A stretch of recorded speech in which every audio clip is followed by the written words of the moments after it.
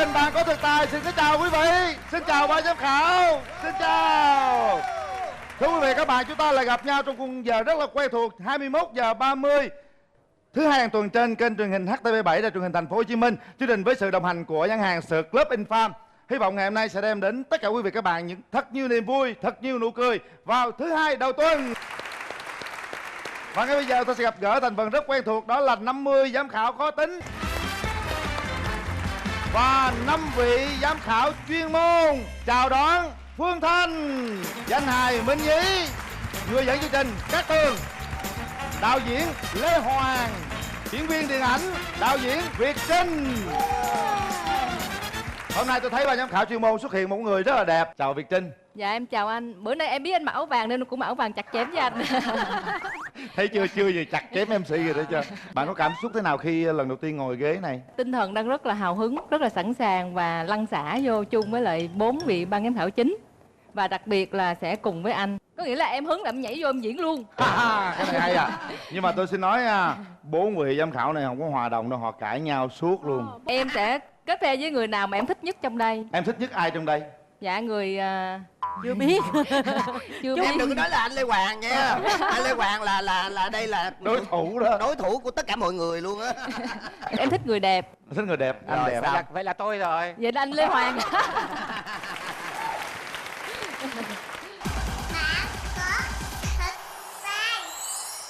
Và bây giờ chúng ta sẽ đến với những tiết mục rất là đặc biệt trong chương trình Bạn Có Thực Tài. Tiết mục đầu tiên như thế nào? Mời quý vị hướng về màn hình.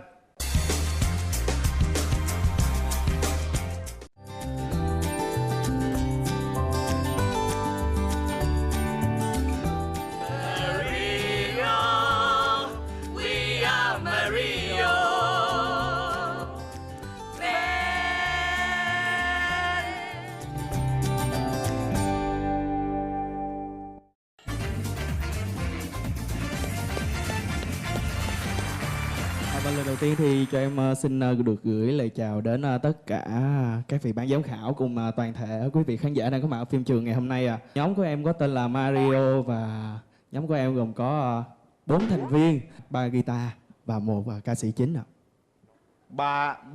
Ba người, 1 ca sĩ chính. Dạ đúng rồi. Đâu ca sĩ chính đâu? Không lẽ anh? Dạ không phải. Đâu Tại rồi? vì hôm nay đúng ngày thi em giới thiệu nó lên thi, em có nhắn cho nó rồi. Nó nào? Dạ bạn em bạn. Dạ đúng. Mà bạn bận đi lấy chồng rồi anh à.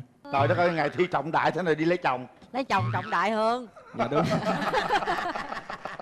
Đúng, cái này cũng hay. Thôi coi như mình chúc phúc cho bạn ấy đi ha. Hy vọng rằng hôm nay chúng ta sẽ làm tốt nhiệm vụ của mình để chinh phục 50 giám khảo khó tính này. 2 phút dành cho Mario Band. Bắt đầu. Bạn có thực tài. Em giờ đây tựa như cánh chim bay phiêu bạt bay về phương trời nào. Ta làm sao có nhau.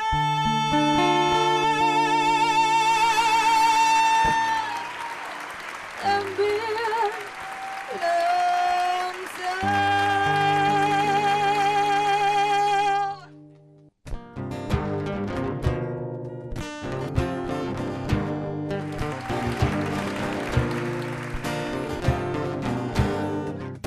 Lúc gần nhau anh đâu có biết có những hờn thiên nhọn nhối, biết nuối làm chi yêu thương và dễ vàng. E rằng anh nói tiếng chia tay, người tình in ai nơi đây tôi một mình tìm về thì vắng không nơi. Người làm thân gió khi gió tôi chuyện trò, người là nhung nhớ siêu êm trong vắng chiều nay dâng trong lòng em. Tình em cần em còn trong những giây và em ngồi đây chờ ai đợi ai.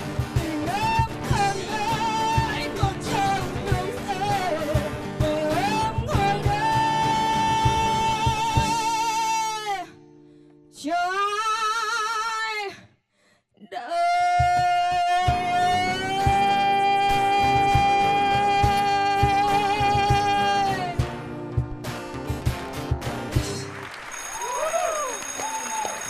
cái sự bất ngờ thú vị đây. Tôi tưởng rằng Phương Thanh hát chứ. Ai cũng phát hiện ra điều đó. Bạn tên là gì? Em tên là Anh Thư. Chứ không phải Phương Thư hả? Sao có một rùi giống Phương Thanh ta? Ủa có một rùi luôn nè ông ơi. Trời ơi, cái đó hàng thiệt, em hàng giả mới đau khổ. Ủa cái này em tự chấm hay là có thiệt? Dạ em tự chấm. Rồi vậy cũng được. Có nghĩa là giả của giả. Có Giả nghĩa mà là cũng vậy đụng cũng hàng. được. Để em ta chị Chanh, chị tuổi. Ở đó bên kia là Chanh. Hôm nay quýt. 90% khán giả dành cho em. Có nghĩa là các bạn được 2 điểm. Chúc mừng các bạn.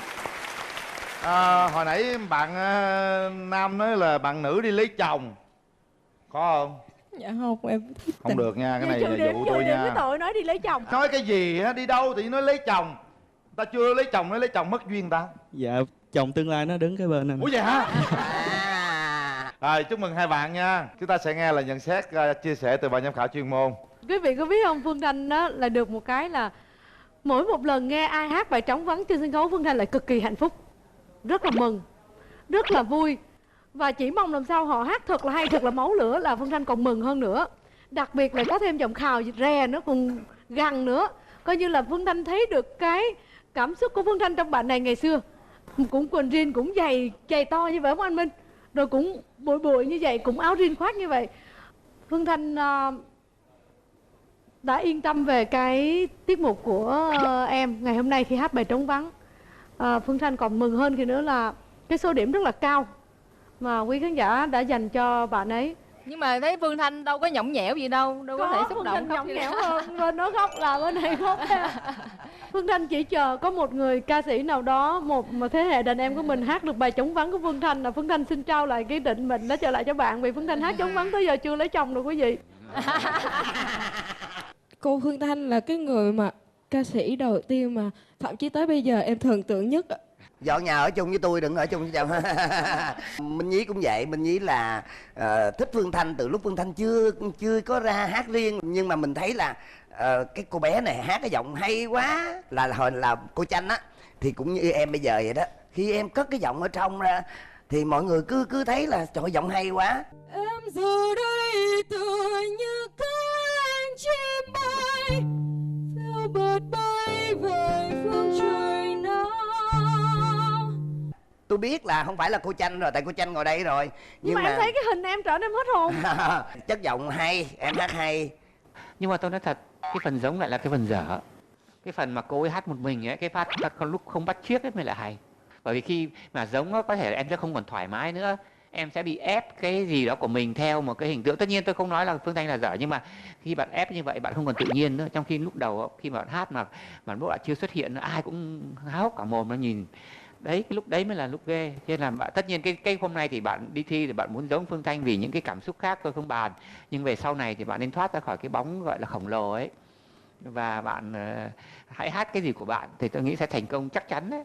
Dạ, xin cảm ơn. Em hát tự nhiên lúc đầu của em quá tuyệt vời rồi, không cần những cái động tác hay là micro em cầm sao cho giống chị Phương Thanh, không cần như vậy. Và em sẽ là em, và tất nhiên là chị Phương Thanh sẽ rất là ủng hộ em. Nhưng mà về cái vấn đề mà bắt chước hoàn toàn giống chị Phương Thanh thì chị thấy rất là tiếc, vì cái chất giọng của em rất là tốt và em có cái lửa của sân khấu. Khi em bước ra em hát thì mọi người rất tập trung vô em, mà điều đó là điều ca sĩ người ta rất là cần. Cảm ơn ban giám khảo chuyên môn rất là nhiều. Còn bây giờ sẽ là số điểm từ ban giám khảo chuyên môn.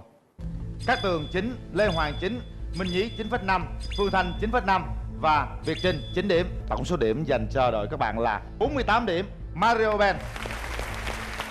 Còn bây giờ xin mời quý vị chúng ta sẽ theo dõi tiết mục tiếp theo xem có điều gì lạ nữa không nha.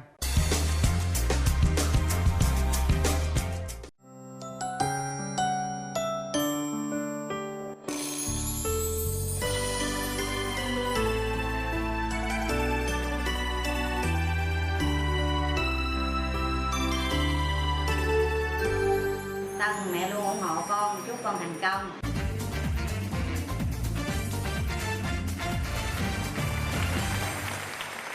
Gia đình Hoàng Tân xin chào bà con lối xóm và chào mấy vị khán giả về giám khảo ngồi đây lời chào thân thương và trân trọng nhất Dễ sợ. Động lực, nội lực dữ dội luôn ha. Nội công thâm hậu. đội chúng ta là những thành viên trong gia đình hả? Dạ, đây là vợ em, đây là con em, còn đây là em. Không giới thiệu kế bên cháu em luôn. Mình diễn ảo thuật lâu chưa bạn? Dạ, em là diễn viên biểu diễn công phu, nhưng mà hôm nay em đến đây em thi biểu diễn chương trình ảo thuật và muốn cho bà con và khán giả ở đây biết ảo thuật và với bộ môn xiếc là hai bộ môn khác nhau hoàn toàn, không có bùa phép gì cả, do con người tập luyện mà thôi. Này chuẩn bị kỹ quá ha. Dạ. Quần áo trang phục dữ quá, có 2 người mang dài, 1 người đi chân không ha. Ủa sao kỳ vậy? Vợ em nó mang guốc nó cao hơn em thấy kỳ lắm. Gì chứ con vợ? Con gì vậy? Trời đất ơi. Vợ em nó mang guốc nó cao hơn em nhìn kỳ lắm á. Nó không nè, không có được kêu vợ là nó, không có được vợ là con. Bà xã. Bà phải kêu vợ là bà. Bà để đâu nè, chỉ luôn nha. Anh Linh bà để trên này nè. Vợ là bà xã. Bà xã. Con trai mấy tuổi rồi? 12 tuổi. 12 tuổi anh thích ảo thuật không? Dạ thích. Thích công phu không? Dạ không. Ủa ba con làm mà sao con không thích? Ghê quá. Cái ghê đúng rồi. Sợ quá đúng không? Dạ. Làm ảo thuật đi ha, nhẹ nhàng. Sẵn sàng chưa? Dạ sẵn sàng. 2 phút dành cho cả gia đình. Bắt đầu. Bạn có thích sai.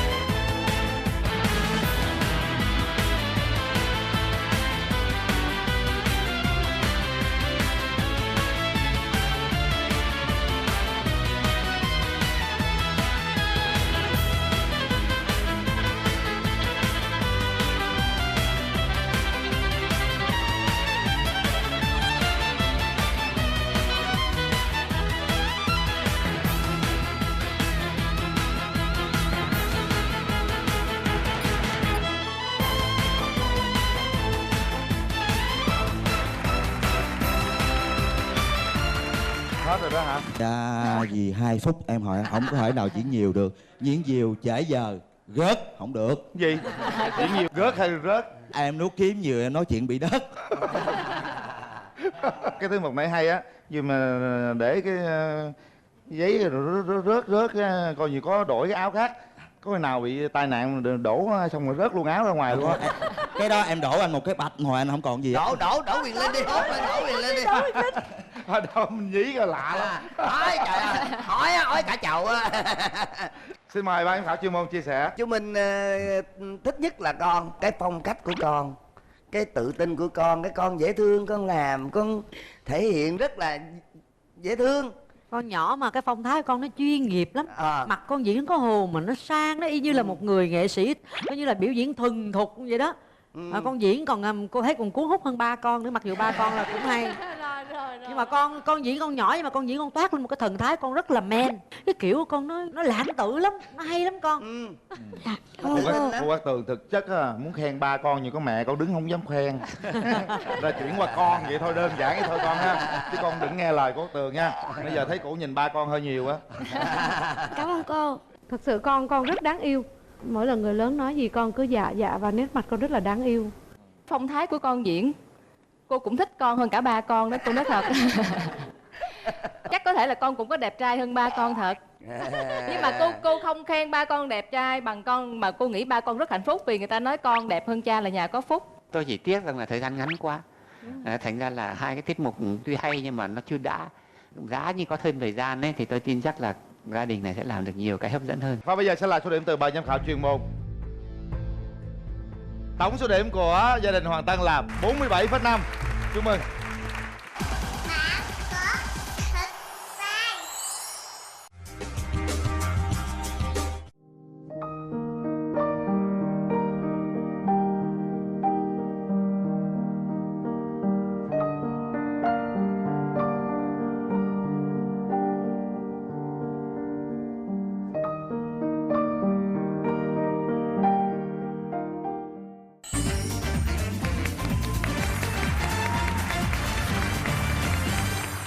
giới thiệu quý vị tiết mục tiếp theo do anh Diệp Quốc Đạt trình bày. Ở bên tay phải Quyền Linh là 50 giám khảo khó tính, ở giữa Quyền Linh là nhiều khán giả, bên tay trái Quyền Linh là nghe từ tiếng. Anh có biết đoán được ai không? Dạ nãy giờ thì nghe có anh Minh Nhí. Ai nữa? Anh... Chị nè, nghe được không? Nghe tiếng chị dễ thương quá mà không có nhận ra. Chị hát vì trống vắng chiều nay. Chị Phương Thanh. Anh tác giả, đạo diễn mà anh khó tính nhất trong nhiều chương trình đó. Dạ. Anh đây chắc em nghĩ chắc là anh Lê Hoàng. Hey. Cái người đứng bên anh nãy giờ nói chuyện anh nghe tiếng anh biết không? Anh đây phải không? Hả? Anh gì? Anh đây đúng không? Ừ. Anh Quyền Linh. Không phải Lý Hùng. Phải không? Dạ không phải đâu. Sao anh biết? Cái giọng anh khác với Lý Hùng là Giọng anh sao? Dạ. Giọng anh nghe chất miền Tây. Đó. Chất nhà quê chính đó. xác luôn, cái này là chính xác. Đúng rồi. Công việc của anh chính hàng ngày là làm gì? Em là chính là đi đánh piano cho mấy cái quán cà phê với lại mấy cái quán bar đó. Rồi hôm nay chúng ta sẽ có 2 phút biểu diễn. Dạ. Anh sẵn sàng chưa? Dạ sẵn sàng. 2 phút dành cho anh. Bắt đầu. Bạn có thích sai.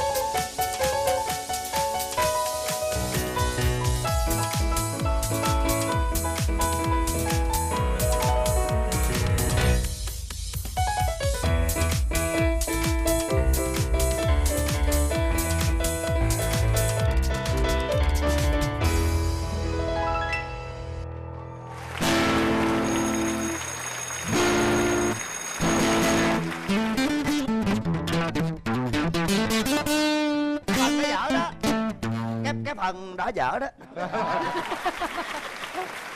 Tôi chỉ dám đàn sau khi anh đàn thôi. Trời ơi hay quá, bén quá. Cái đoạn mà guitar nó bén lướt líp nghe sướng. Một phần biểu diễn tôi nghĩ rằng rất là sống động. 94% khán giả bình chọn cho anh. Bây giờ chúng ta sẽ nghe lời chia sẻ từ ban giám khảo chuyên môn. Chắc chắn là anh tài năng rồi. Và cái điều quan trọng nữa là anh chơi đàn với một cái thái độ rất là vui tươi. Không có một chút gì là gọi là mất tự tin, mà không có một chút gì là e dè hay là ngượng ngập cả. Chỉ cần anh chơi một ngón đàn thôi là đã hay lắm rồi. Và nó thấy nó sẽ sâu hơn. Nhưng mà anh lại chơi tới 2, bởi vì anh cũng muốn show cái gọi là khả năng của mình, vừa piano vừa guitar. Nhưng chính vì thế á, thành ra là cái sự khâm phục của anh thì nó có, nhưng mà cái sự gọi là để kỹ một cái ngón nghề thì nó lại bị hơi thiếu. Đấy là cái lời nói rất là thật lòng. Nhưng mà có lẽ anh cũng không, cái mục đích của anh không phải như thế. Cái mục đích của anh là chứng minh cho mọi người biết rằng là một cái người khiếm thị vẫn có khả năng làm được rất nhiều điều và làm chủ được rất nhiều cái nhạc cụ khác nhau. Nói về cảm xúc thì cảm xúc rất nhiều, bởi vì ở đây ai cũng ủng hộ bạn hết. Thứ nhất là khâm phục sự vươn lên của bạn. khi mà tất cả mọi thứ đều trong bóng tối hết, nhưng mà vẫn tìm được ra các nốt trên cả hai loại dụng cụ để mà chơi cái loại dụng cụ đó, và bạn đã chơi rất là tốt. Cái kỹ thuật riêng của bạn rất là tốt. Tới lúc mà bạn xài đánh qua piano thì cái kỹ thuật mà lúc mà đánh cái nốt nhanh đó, ở dưới khán giả vỗ tay rất là nhiều, rất là ủng hộ.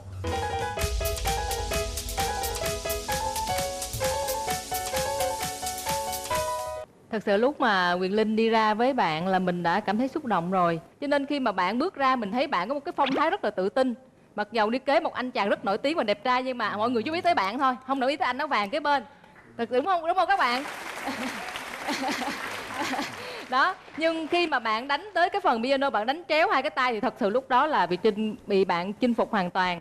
Bạn chơi rất thành công, rất thoải mái, là vì chính bạn đến đây không phải vì thi, mà là đến để mà mình thể hiện những gì đó mình đã trải nghiệm qua để cho quý vị ở đây thưởng thức. Cảm ơn ban giám khảo chuyên môn. Chúng ta sẽ có số điểm.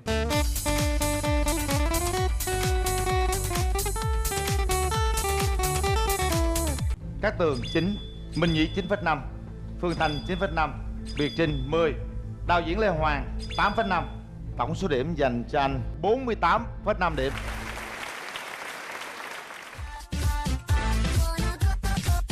Em diễn rất là tuyệt. Nước mắt rơi âm thầm. Lần đầu gặp em trên phố mang hương thân thờ. Trong vòng có 2 phút thôi, nhưng mà tôi cảm giác giống như là mình đang xem một cái chương trình lớn, của một cái show diễn lớn.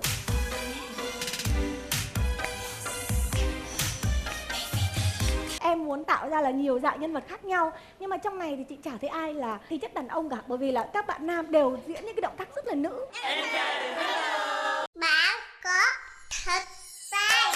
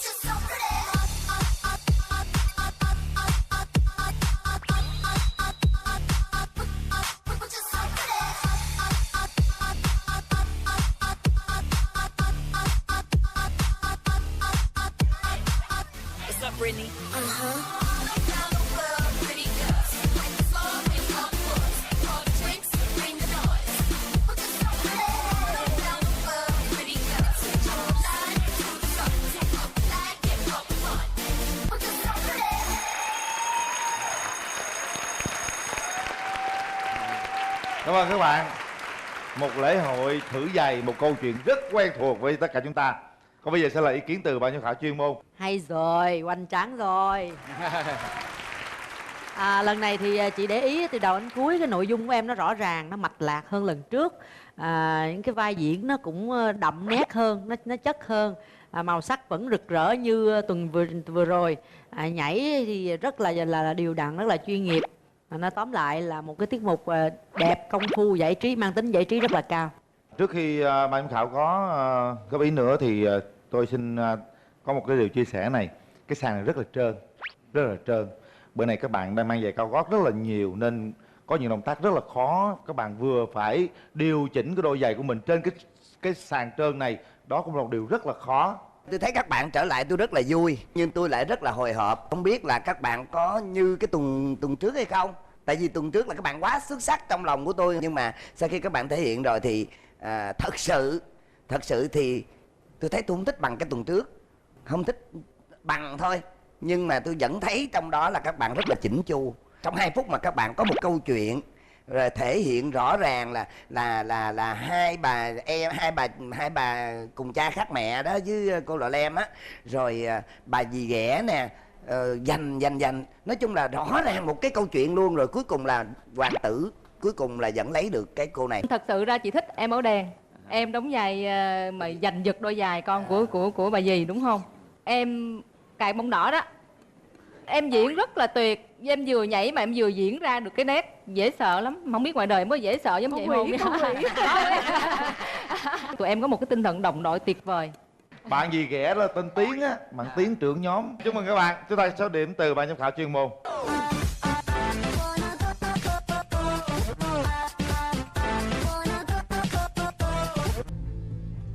Cát Tường 9,5, Minh Nhí 10, Lê Hoàng 10. Số điểm Lê Hoàng vẫn như xưa các bạn. Việt Trinh 9,5 và Phương Thanh là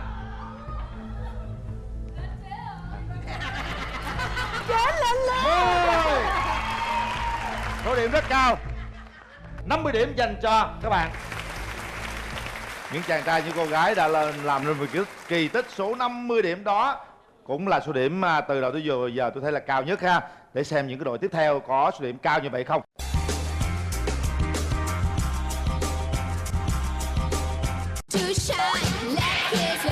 Điều đó xây em bên như gã sư ca buồn với trái tim ta thật nguyên.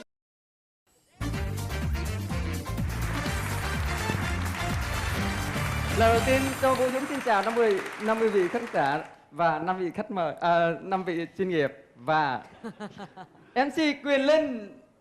Chào anh. Lời chào sức khỏe và trân trọng nhất. Chúc sức khỏe. Cảm ơn anh rất là nhiều. Tôi thấy rằng lại gặp một người quen đúng không? Dạ. Lần trước thì anh biểu diễn khiêu vũ với ngoại. Ngoại 80 tuổi. Đúng rồi. Dạ. Bây giờ thì hình như có khác đúng không anh? Dạ, em thấy chương trình này nó có thực tài nên phải làm kiểu khác cho nó có vẻ có tài tí. Hôm nay có bà ngoại 80 tuổi dạ, không? hôm nay ngoại tới ủng hộ thôi à. Chúng ta sẽ có 2 phút. 2 phút dành cho anh. Bắt đầu. Bạn có thực tài. Đã sinh thêm buồn giá vắng, có ai người biết cho mình vẫn em thắm nghênh. Ôi đời anh xót xa buồn mãi dần chiều trôi não nề, nhớ tháng năm thắm tình ta cùng chung chén bình. Ôi tình yêu ngất ngây diều men nắm hay tìm men ấm nhấp men say tình thơm ngát quên lối về nước mắt rơi âm thầm chiều trôi đi thắng đường. Ôi còn đâu bước chung đôi êm đềm.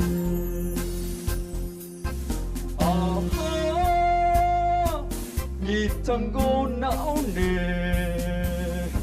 Còn bên này nữa nè. Chúa cây này vì đã chúa ca buồn làn thoáng bước với nỗi đau với trái tim ta thuần hiền. Nào đưa ta qua những đau thương này, dần lòng ta say cho quên đi đôi mắt nốt tình. Anh mắt đang đôi đôi đôi đôi đôi đôi tay của người anh ta cùng chia ta một niềm vui mê buồn. Vì yêu em nên ta đã hoa ngây ngô rồi. Bước sang vẫn vui ta đừng ta thấy vui bóng đèn. Ta thấy những có khi đây một mình ta biết theo mình kia đi rồi. Nào ngờ em quên mất em quá đau buồn. Yêu quá đời làm tình si quá mê dài, ôm lòng vỡ nát chút hết trong ly rượu hồng. May quá. Hết giờ. Chứ thôi cái đầu trọc lóc luôn rồi. Ủa Thanh nghĩ ra tiết mục này vậy anh? Tại năm vừa rồi em có thi chương trình này rồi, em thấy dù là mình có làm gì nhưng mà mình có cái gì là lạ nữa. Năm nay mùa này anh quay trở lại, anh đã hiểu được rõ tiêu chí của chương trình và anh đã làm đúng tiêu chí của chương trình. Đầu tiên là anh có điểm mà anh tạo sự bất ngờ, cái hai là điểm tự tin, nó rất là phóng khoáng, thích hát, thích cắt, thế xong thấy còn lòi 2-3 chỏm cầm lên cắt tiếp, hết giờ thôi. Dạ. Không vậy thôi. Không, giờ anh gây bất ngờ mà khúc cuối bị bất tỉnh. Nếu mà tôi nha, tôi chơi mà nguyên cái miệng dùa úp mình làm cái ròn quét rồi quay ra rồi đẹp hơn nữa. Tại hôm nay cách nó bị vướng cái micro đúng không? Dạ, micro nên không dám vào. Để tóc y nguyên vậy lần sau trở lại nha. Còn bây giờ sẽ như lời chia sẻ từ Lê Hoàng, anh thích cái mái tóc của bạn á. Tôi nghĩ rằng khán giả bị phân vân một phần là khi nhảy rồi cắt tóc rồi hát. Nói thật là trong ba cái đấy thì chỉ có cắt tóc là có vẻ khá nhất thôi. Tôi đồng ý với lại anh Hoàng là bạn chọn 3-4 thứ vô một lúc và không có thứ nào nó xuất sắc. Tại vì 3-4 thứ là bạn phải phân tâm ra. Mọi người ở đây cũng cảm ơn anh rất là nhiều. Dạ.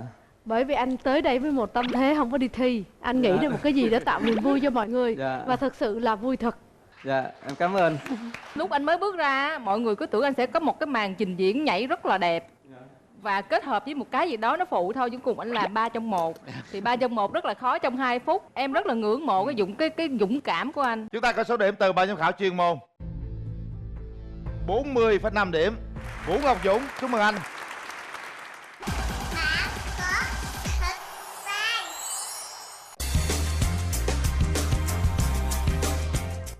Đời sinh viên sống trong tình bạn thân. Khi anh thấy buồn tôi nâng phím đàn, tính tăng tình ta cùng dẫn Bất chợt Ben. Xin chào. Vậy mới là bất chợt nè.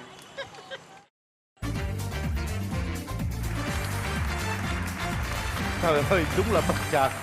Nhú cái đầu lên, vậy mới là bất chợt. Mới là bất chợt hả? Bất chợt rồi bất chợt không mang dép nữa ha. Phong cách này từ đâu ra vậy các bạn? Phong cách đi biển. Đi biển hả? Lạ quá ha. Hề đó. Có duyên đấy. Để xem bất chợt diễn xem có bất chợt hay bất ngờ hay không. Các bạn có 2 phút. 2 phút bắt đầu. Bạn có thật sai.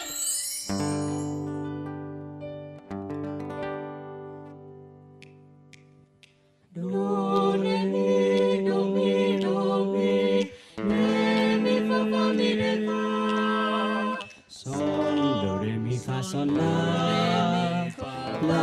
re mi fa sol la si mi fa sol la si do si la fa si son mi re do. Hãy nhộn nhịp về trên khu phố, có cô em tung tăng đôi môi cười hoa thắm.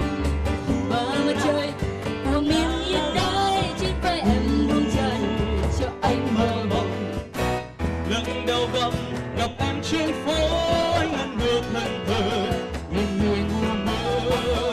Chỉ một lần nhìn vào đôi mắt,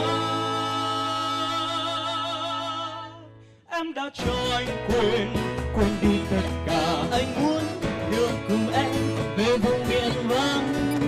Mình sẽ sống những ngày hè ướt nắng dưới bóng rừng là lối. Anh sẽ nói yêu em mãi, nơi những lời yêu thương đã từ lâu ôm ấp trong lòng hoài. Anh muốn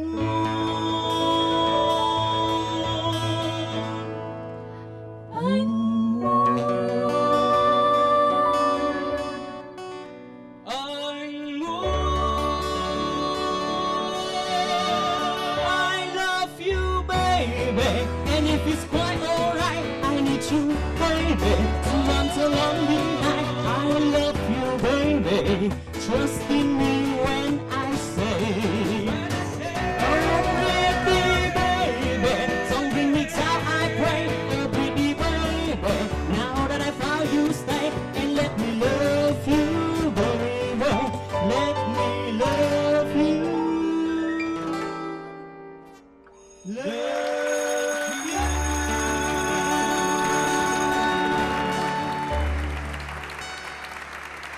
Đây là một tiết mục rất là có không khí, rất là vui tươi, rất phấn khởi. Và hình như là trong một bài hát tụi em chuyển tông tới mấy lần nữa đúng không? Chuyển qua giọng nam, chuyển về giọng nữ, nó chuyển hình như là ít nhất là 2 lần. Tụi em chia cái bè quá khó và quá thú vị để cho mọi người nghe thấy được cái độ cao, độ thấp, độ bay, độ bổng của bài hát. Nói chung là phải theo dõi tụi em. Người mà không biết á thì sẽ nói là bị rối. Đúng rồi. Đúng không? Đúng rồi. Một cái người nghe bình thường như Việt Trinh thì không biết cái gì về âm nhạc thì tự nhiên nghe cái khúc gần cuối nó bị rối, nó nhiều giọng bè quá nó bị rối. Nhưng mà khúc đầu mở màn tụi em rất là tuyệt vời, rất là bất ngờ cho người nghe và bị cuốn theo liền.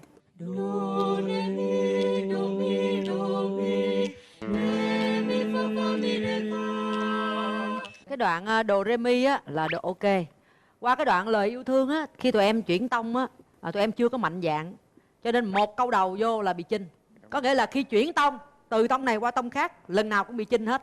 Chinh một hai cái khúc đầu cái đã, vô sau nó mới vô được. Qua bài thứ ba, bài tiếng Anh, ok, bài đó được. Nhưng mà đoạn đầu tụi em chưa có dạng miệng á, thì khi chuyển toàn những cái quãng khó không mà, cho nên khi vô cái em còn bị nhát, mà khi nó nhát thì nó sẽ bị chinh. Và có một giọng bè bị phô. Cái được của tụi em là tụi em đều nhiều màu sắc, có chịu thay đổi tình tiết rất là nhiều, hấp dẫn trong 2 phút. Tuy nhiên là về cái hát thì vẫn còn, mặc dù giọng tụi em rất hay nhưng tụi em làm khó quá thì đâm ra nó vẫn bị lòi ra những cái nhược điểm của mình, thiếu chút xíu tự tin ở những cái đoạn chuyển. Hôm nay các bạn bất chợt xuất hiện, bất chợt biểu diễn, bất chợt đổi tông, bất chợt kết thúc. Mà tôi nghĩ rằng những cái bất chợt đó rất cần trong nghệ thuật các bạn làm rất tốt. Có những người chọn cho mình một cái con đường an toàn, nhưng mà an toàn thì không có bất chợt, mà không có bất chợt thì không có bất ngờ, có bất chợt mới có bất ngờ. Và bây giờ số điểm có bất ngờ hay không? Tôi thấy các bạn rất là dễ thương và tôi rất là thích cái tiết mục của các bạn vừa rồi, mà cứ sao thấy mọi người cứ xúm xụm nhau xúm xụm nhau mà chê quá vậy chê, nhưng mà thật ra là không phải chê đâu, góp ý cho các bạn hay hơn thôi chứ không phải là ban giám khảo chê đâu, nhưng mà tôi vẫn thích các bạn. Số điểm của ban giám khảo chuyên môn dành cho các bạn: Cát Tường 9, Minh Nhí 9,5, Lê Hoàng 8,5, Việt Trinh 9 và Phương Thanh là 9,5. Chúc mừng bất chợt band 46,5 điểm. Tôi thích cái câu cuối. Con muốn làm siêu nhân gao.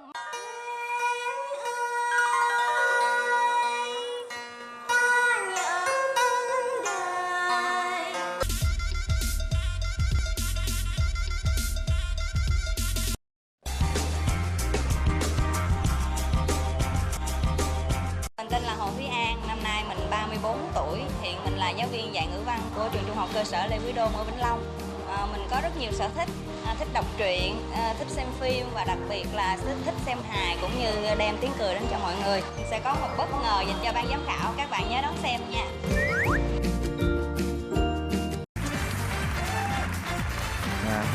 Cầm sách là viết chào cô giáo. Mục đích em đến đây là để tặng những quyển sách của em cho ban giám khảo. Nhưng mà thi xong rồi tặng. Dạ. Bây giờ Quỳnh Linh nhận đi. Dạ. Ha.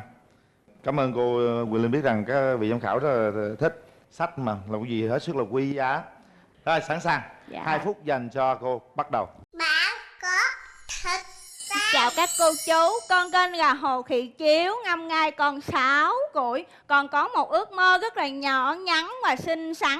Con muốn làm siêu nhân gao. Mà con nói muốn làm siêu nhân gao thì phải ăn gao. Thế là con suy nghĩ, nếu con gặp gao đỏ, con sẽ ăn một cục cà rốt. Nếu con gặp gao xanh, con sẽ ăn một cục su su. Nếu con gặp gao vàng, con sẽ ăn một cục. Thôi con bỏ nghề làm siêu nhân luôn rồi. 6 năm sau, con vẫn là Hồ Thị Chiếu, nhưng bây giờ con muốn làm ca sĩ. Thế là mỗi buổi sáng, con ngồi trong phòng kính và con luyện thanh. Trời đất như cuồng quay, một phút nghe lòng quặn đau, tình theo con sông trôi xa. Và khi con bước ra, bà nội con đứng trước cửa phòng, nhìn con với ánh mắt vô cùng xúc động. Bà nghẹn ngào nói, con ơi, lòng bà cũng quặn đau hơn nửa tiếng rồi. Thế là giấc mơ làm ca sĩ của con đã theo cái giật nước của bà nội mà trôi đi rất xa. Lại 6 năm sau, đến lúc này em ước mơ theo ngành y. Em muốn giúp đời đỡ đẻ cho người ta. Mà tại sao em muốn theo ngành y? Là tại vì em rất thích một nhân vật trong truyện Kiều, đó chính là Mã Giám Sanh. Bạn em mới hỏi, Mã Giám Sanh thì có liên quan gì đến ngành y? Đó, giám sanh tức là giám sát người ta sanh. Bạn em lại hỏi, bà làm gì mà giám sát người ta sanh? Rình chứ làm gì. Bạn em nó khuyên: thôi bà ơi, bà giám sát người ta sanh kiểu đó, có ngày người ta sát sanh bà luôn đó, đổi nghề đi. Thế là em lại suy nghĩ, em làm gì đây? Em làm kỹ sư, em làm diễn viên, em làm MC, và cuối cùng như mọi người thấy, em là giáo viên. Vì sao em lại lấy giáo viên? Bởi vì đây là một ngành nghề rất là cao quý, bởi vì em rất yêu thích ngành nghề này, và quan trọng hơn cả là em thi rớt mấy ngành kia rồi.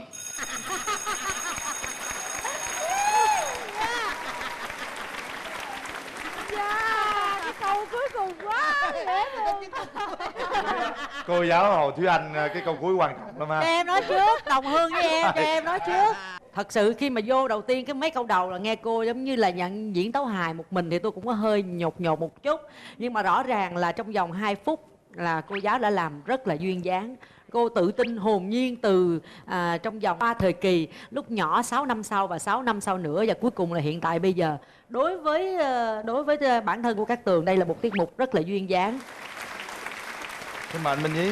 Bạn lưu loát, lời lẽ đài từ của bạn rất là lưu loát. Tại vì bạn là giáo viên cho nên là đáng khen mấy điều đó, chứ nếu bạn là diễn viên thì bình thường. Dạ, thật ra mục đích em cũng không có mơ cao xa là mình sẽ thành diễn viên hay là danh hài. Em chỉ muốn là đem cái tiếng cười đến cho mọi người. Em nói ra mà mọi người cười là em thành công rồi. Cảm ơn ban giám khảo chuyên môn. Bây giờ sẽ là số điểm từ ban giám khảo chuyên môn.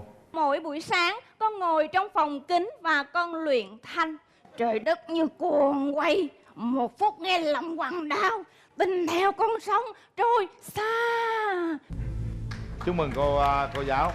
Tổng số điểm dành cho cô là 44,5 điểm. Chúc mừng cô.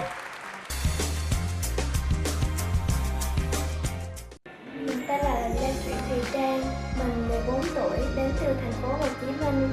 Hôm nay mình rất là vui khi được tham gia chương trình Bạn Có Thực Tài. Tôi rất là vui khi nhận được sự ủng hộ của bố và mẹ ngay từ những ngày đầu tiên khi tham gia chương trình. Và hôm nay tôi sẽ cố gắng tham gia thật là tốt, hoàn thành tiết mục của mình. Bạn có thực tài.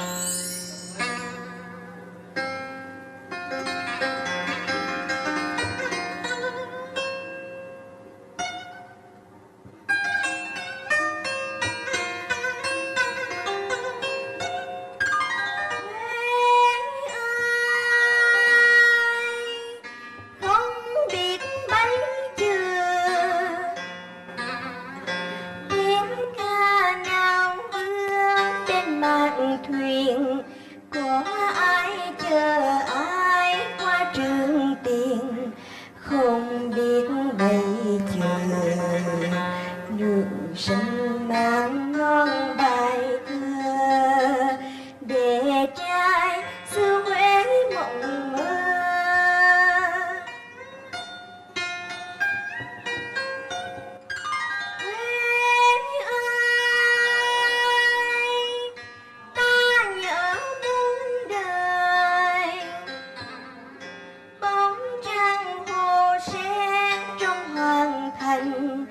Tiếng chuông từng đêm thiên mụ buồn, ta nhớ muôn đời.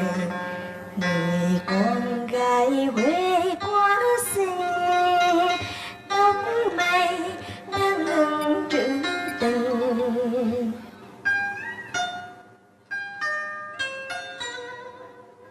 Người con gái Huế quá xinh, tóc mây ngàn lưng trữ tình.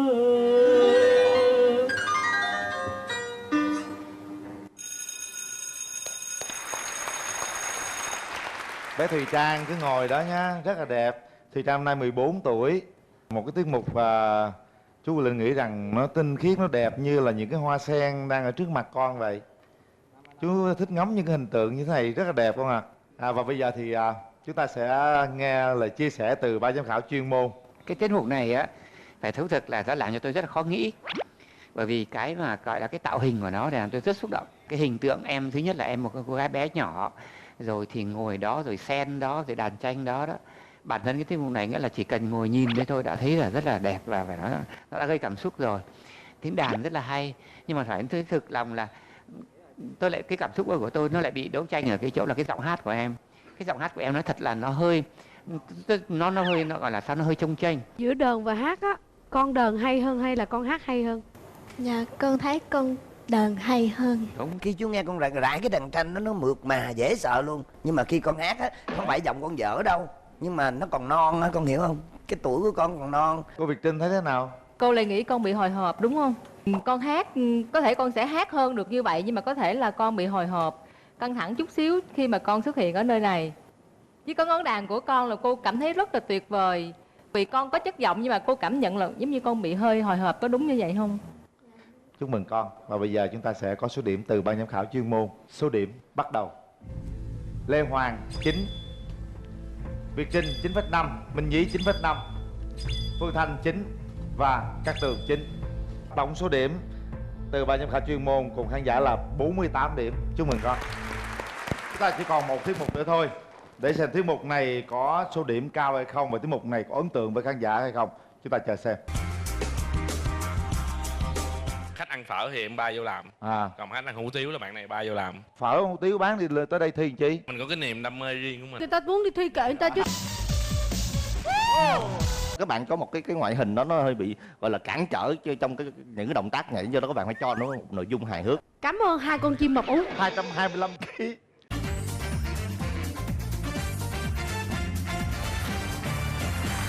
Rất vui là gặp lại hai bạn. Nhóm những chú chim bé nhỏ, hai con chim bé bự. Hôm nay em quay lại đây dẫn theo một đàn chim bự luôn. Hôm nay không có phải món phở hủ tiếu gì, một món khác nha. 2 phút dành cho hai bạn. Bắt đầu. Bạn có thịt tay.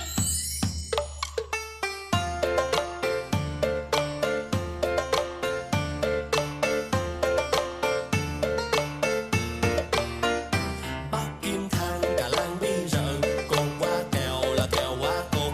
Chúng ban nhậu và cầu mà té. Chúng ban ớt ở lại làm chi? Con nghe le đánh trong thổi kèn. Con bình bịp thổi tỏ tê tê tỏ tê.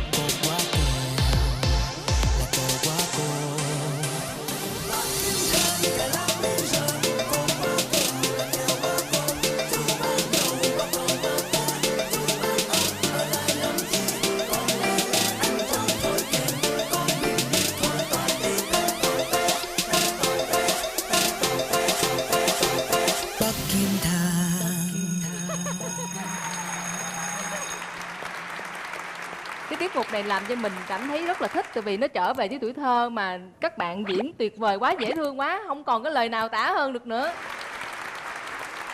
Vui, dễ thương, nhưng mà đôi khi thỉnh thoảng này nó hơi chậm một chút. Chậm chỗ nào anh? Khó nói lắm, nghĩa là sự chuyển từ cái động tác này đến động tác kia nó không được nhanh. Dễ thương hơn là lần đầu cả hai bạn đi thi.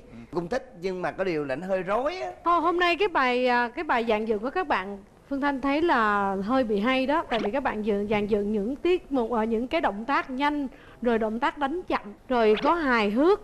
Và nếu mà so với cái bài múa đợt trước thì các bạn hay hơn thật là nhiều. Chúc mừng các bạn. Và bây giờ sẽ là số điểm từ ban giám khảo chuyên môn. Số điểm bắt đầu. Bạn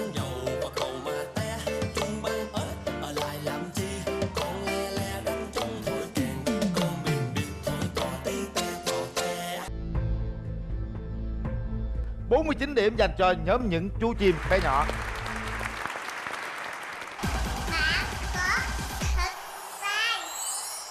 Thưa quý vị, chúng ta vừa trải qua các tiết mục của chương trình Bạn Có Thực Tài. Còn bây giờ chúng ta sẽ ngắm nhìn lại họ và xem đội nào có số điểm cao nhất ngày hôm nay.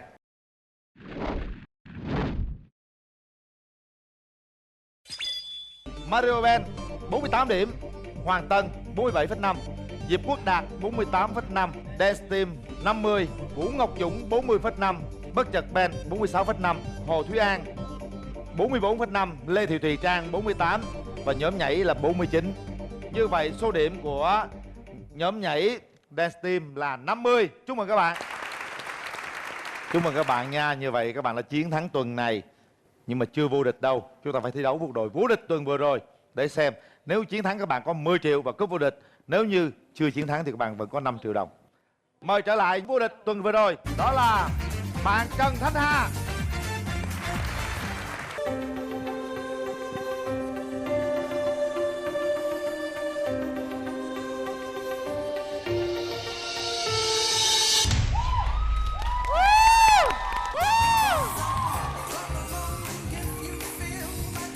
Triệu đồng thuộc về bạn Trần Thanh Hà. Hôm nay một mình bạn phải thi đấu với một đội khá nhiều người, khá nặng ký. Sẵn sàng chưa bạn? Bắt đầu với Trần Thanh Hà. Bạn có thực tài.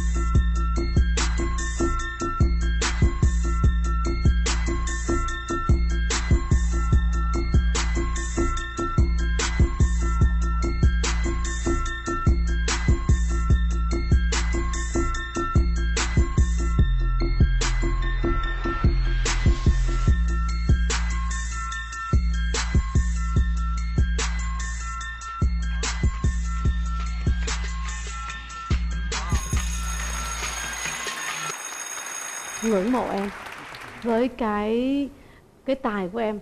Nhìn thì đơn giản nhưng không dễ làm. Cảm ơn em rất nhiều. Chị Trinh lần đầu tiên xem chị thấy thế nào? Rất là thích thú. Đúng là em có thực tài. Em diễn phong thái rất tự nhiên và trời ơi, em khi em diễn em đẹp trai vô cùng luôn. Lại đẹp trai. Bởi vậy cuộc đời tôi không bao giờ đi thi. Thì bao nhiêu game show nó đi thi không có thi, biết rớt là chắc rồi đó. Tại không có đẹp trai. Chấm, người ta chấm có tài là tôi ok rồi. Hết bà Tường đã giờ tới bà Việt Trinh. Giá như mà không cho em nói thêm mấy câu gì cho em đẹp chút đi, anh vừa dành em hoài à. Ai biết đâu, tưởng em hết rồi. Chết cha. Thật sự là khi mà em diễn em rất là đẹp. Em đẹp trong cái diễn của em á, nó làm cho người ta cuốn hút thật sự. Để chị nhìn tay em ít mà nhìn mặt em thì nhiều. Trời, thấy không? Thấy rõ ràng không? Sao giờ ngộ anh Hoàng ha? Việt Trinh nhìn mặt còn Cát Tường nhìn body. Không ai em nhìn tay tay, em là nhìn bằng tay. Đó, Phương Thanh là trong sáng nhất. Đúng, em yêu trong sáng lắm. Anh Lê Hoàng thấy thế nào? Đấy thì thôi các bà nói hết rồi, tôi chả thấy nói gì được. Không, em nhưng mà sao em luyện cái tay em dẻo quá vậy? Có nghĩa là mình em đi qua đây đưa cái tay coi nè. Không, với bộ cánh tay vậy là còn trên mình nữa. Bây giờ không phải là thời gian kiểm tra tay mà anh về vị trí. Nhưng mà giá như cái đoạn đầu nó nhanh tí Lúc cái dạo đầu của em nó hơi bị chậm, cái thứ nhất. Cái thứ hai là cái quay á nó hơi bị nhiều. Không, em thấy người ta cho ăn từ từ anh. Nè bạn, nó phải từ từ. tại vì bạn bữa nay bạn mới vô ăn thôi, tôi ăn 3 tuần rồi. Rồi, cảm ơn ban giám khảo chuyên môn. Chúng ta sẽ tiếp tục với đội tiếp theo. Bạn có thật sai.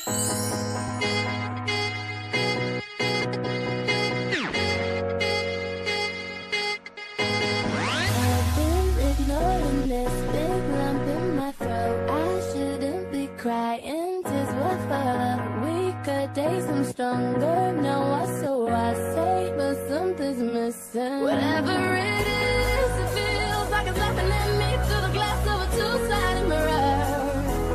Whatever it is, it's just laughing at me, and I just wanna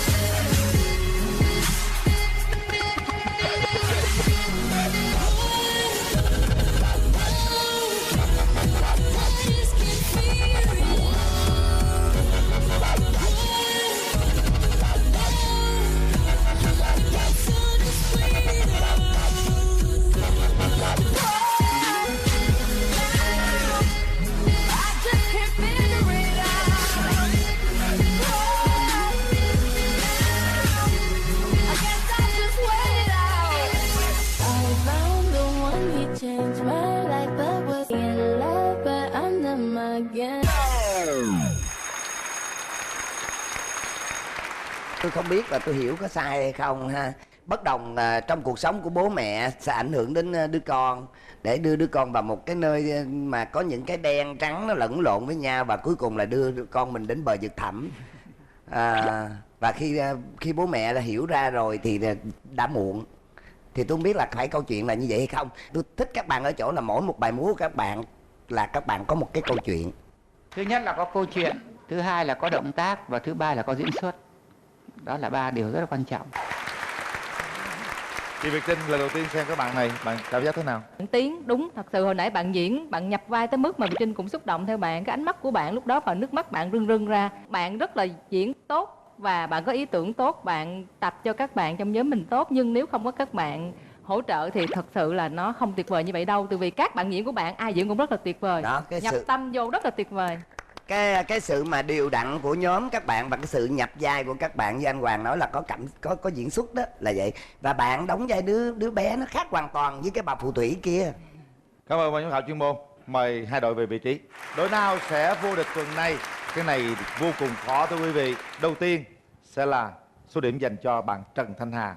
3, 2, 1, bắt đầu.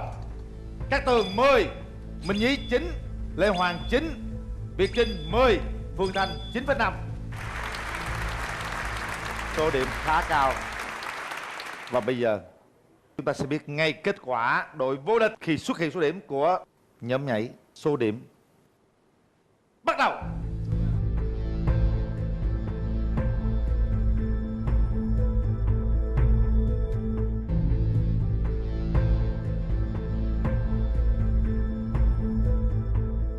Cát Tường 10, Minh Nhí 10, Phương Thanh 10, Việt Trinh 10 và Lê Hoàng 9,5.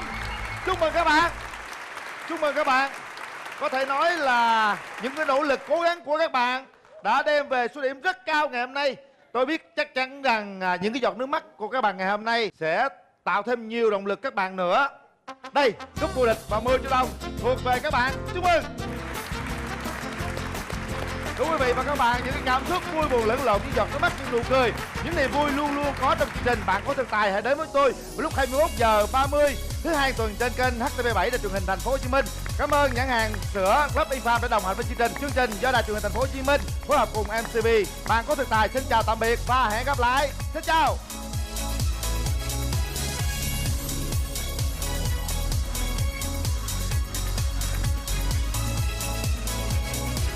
Chương trình do công ty MCV và Đài Truyền hình Thành phố Hồ Chí Minh phối hợp thực hiện.